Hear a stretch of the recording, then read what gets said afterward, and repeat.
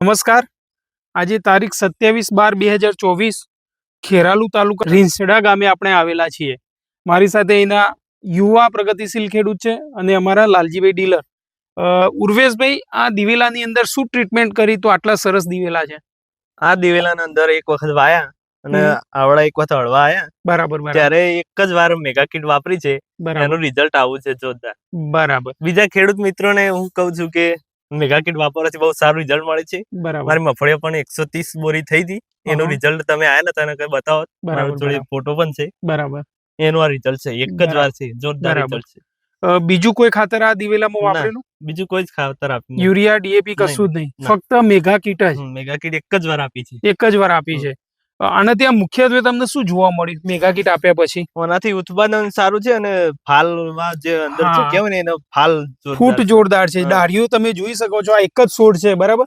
એની કેટલી બધી ડાળી છે, આપણે જોઈએ, કાઉન્ટિંગ કરીએ, અને એની માળ પણ તમે જોઈ શકો છો કે કેટલી સરસ મોટી માળ આવેલી છે.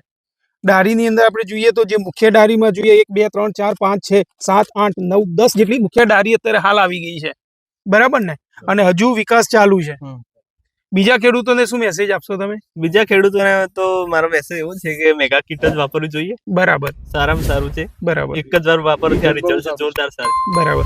ખેડૂત મિત્રો, મેગા કીટ 50 કિલોની બેગમાં 6 અલગ અલગ ખાતર આવે છે. એ 6 ખાતર થઈને પાકને જરૂરી બધા જ પ્રકારના પોષક તત્વો મળી રહે છે, જેથી કરીને કોઈ પણ પાકનો સર્વાંગી વિકાસ થાય છે.